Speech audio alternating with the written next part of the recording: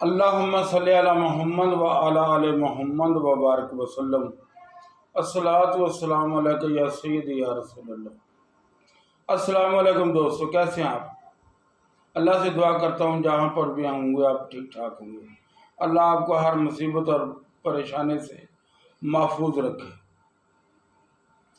دوستو، آج کی جو ویڈیو ہے یہ آپ دوستوں کے لیے بہت خاص ہونے والی ہے، کیونکہ جو آج میں وظیفہ آپ دوستوں کی نظر کر رہا ہوں اس کے متعلق پیران پیر شیخ عبدالقادر جیلانی یہ فرماتے ہیں کہ اس وظیفے کو پڑھنے والے کی انسان کی زبان جو ہے وہ دو دھاری تلوار بن جاتی ہے، یعنی کہ وہ جب بھی دعا مانگے گا یا کسی کے حق میں دعا کرے گا، اللہ تبارک تعالیٰ اس عمل کو پڑھنے والے کو ناکام نہیں لوٹاتا، اس کی دعا قبول کر لیتا ہے، اس کی دعا رد نہیں فرماتا۔ اگر اس عمل کا آپ نقش تیار کر کے کسی کو دیں گے، وہ بھی آپ کو کسی اگلی ویڈیو میں اس کا نقش بھی آپ کو دے دوں گا، تو وہ بھی ہر قسم کے مرض کے لیے وہ بھی بہت کارآمد ہے۔ دوستو، ایک بات ہے جو آپ دوستوں سے میں کرنا چاہتا ہوں، وہ بات یہ ہے کہ میں یا آپ، ہم جب تک صدق دل سے توبہ نہیں کریں گے ہمیں کامیابی نہیں ملے گی۔ کسی بھی کامیاب ولی اولیاء کرام جتنے بھی ہوئے ہیں، ان کا جو افضل ترین جو وظیفہ تھا وہ تھا اللہ کی بارگاہ میں اپنے آپ کو جھکا دینا، توبہ استغفار کرنا، اور اپنی کسی بھی عبادت پہ ناز نہ کرنا، اور اپنے بہت سارے عمل کو بالکل کم جاننا، اور اللہ کی عنایت کو بہت بڑا جاننا۔ یہ ایک خاص قسم کا خلاصہ ہے کہ جو انسان بھی اللہ تبارک تعالیٰ کا شکر ہر حال میں ادا کرتا ہے، اللہ تبارک تعالیٰ اس کو رسوا نہیں ہونے دیتا۔ اگر کوئی انسان یہ سمجھے کہ میں نے یہ عبادت کی ہے، میں نے یہ وظیفہ پڑھا ہے، اب اللہ تبارک تعالیٰ دعا قبول کرنے کے لیے میرا پابند ہو گیا ہے، ایسا نہیں ہے۔ وہ دینے بھی آئے تو آپ کو بن مانگے بھی وہ اس نے زندگی دی ہے، آپ کو گھر دیا ہے، بیوی بچے دیے ہیں، آپ کو سب کچھ اس نے عنایت کیا ہے، وہ بن مانگے عنایت کیا ہے۔ اگر آپ یہ سمجھتے ہیں کہ میں نے یہ وظیفہ کر لیا ہے، اب اللہ تبارک تعالیٰ میری دعا قبول کرنے کے اوپر پابند ہو گیا ہے، ایسا بالکل بھی نہیں ہے۔ اس کی مرضی ہے وہ قبول کرے یا نہ کرے، لیکن انسان کو ہر حال میں اس کے ساتھ یقین کا معاملہ ہونا چاہیے کہ میں نے جو اللہ تبارک تعالیٰ سے مانگا ہے وہ میرا اللہ مجھے ضرور دے گا، کیوں وہ خود فرماتا ہے کہ جیسا انسان میرے ساتھ گمان رکھتا ہے میں ویسے اس کے ساتھ معاملہ کرتا ہوں۔ اور دوستوں سے درخواست ہے کہ چینل کو لائک بھی کریں، سبسکرائب بھی کریں، اور دوستوں کے ساتھ شیئر بھی کریں۔ دوستو، جو آج کل چل رہا ہے نا سوشل میڈیا پہ کہ یہ 1 دن پڑھ لو، یہ 10 دن پڑھ لو، ایسے ہوتا نہیں۔ 1,24,000 انبیاء اہل بیت کی زندگی، صحابہ کرام کی زندگی، اولیاء کرام کی زندگی میرے اور آپ کے سامنے موجود ہے کہ سب نے محنت کی اور پھر پھل پایا۔ اور پھر قرآن مجید میں اللہ تبارک تعالیٰ نے تکلیف کو پہلے بیان کیا ہے، آسانی کو بعد میں بیان کیا ہے۔ فَإِنَّ مَعَ الْعُسْرِ يُسْرًا إِنَّ مَعَ الْعُسْرِ يُسْرًا، کہ بالکل تکلیف کے بعد راحت ہے، تکلیف کے بعد آسانی ہے۔ یہ تو ہے اللہ تبارک تعالیٰ کا فیصلہ۔ بات کرنے کا مطلب یہ ہے کہ جو بھی آپ وظائف شروع کریں اس وظیفے کو کچھ ٹائم دیں، کیونکہ یہ جو آپ کہتے ہیں یہ میں نے زکوٰۃ نکال دی اس کے بعد میں 11 دفعہ پڑھوں گا یا 100 مرتبہ پڑھوں گا، یہ تو کوئی مزے والی بات نہیں ہے۔ آپ تھوڑے سے اپنے عملوں میں وظائف رکھ لیں، لیکن ان کو ڈیلی پڑھیں، کم سے کم کسی بھی ایک وظائف کو آپ 6 ماہ تک تو پڑھیں، تاکہ آپ کو اس کا بینیفٹ تو ملنا شروع ہو۔ اور پھر دوسری جو چیز ہے، آپ جتنا زیادہ جھوٹ سے بچیں گے اتنا زیادہ کامیاب ہوں گے۔ دیکھیں، بارگاہ رسالت میں ایک بندہ آیا، کہنے لگا یا رسول اللہ، کیا ایک مومن بزدل ہو سکتا ہے؟ آپ نے فرمایا ہو سکتا ہے۔ اور بھی ساری اس نے کئی ساری بیماریاں جو انسان کے اندر ہوتی ہیں گنوائی، رسول اللہ نے فرمایا بالکل ہو سکتا ہے۔ اس نے کہا کیا ایک مومن جھوٹا ہو سکتا ہے؟ آپ نے فرمایا نہیں، میرا امتی جھوٹا نہیں ہو سکتا۔ مطلب یہ ہوا کہ جو بندہ جھوٹ بولتا ہے وہ سرکار کا امتی نہیں رہتا، جو امتی نہیں رہتا تو وہ ولی کامل کیسے بن سکتا ہے؟ اس لیے دوستوں کی خدمت میں بار بار یہ گزارش کرتا ہوں کہ آپ محنت کریں اور آپ کو اس کا پھل نہ ملے تو یہ اپنے آپ کے ساتھ زیادتی ہوگی۔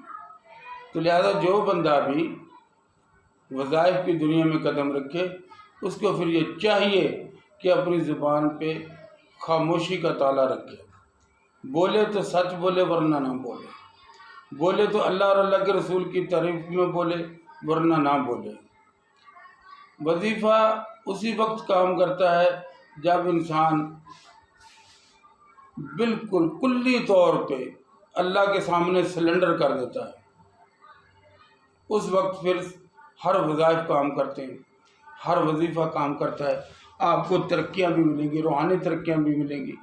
آپ اپنے بستر پہ سو رہے ہوں گے اور اللہ تبارک تعالیٰ آپ کو خانہ کعبہ لے جائے گا، آپ کو مدینہ شریف لے جائے گا۔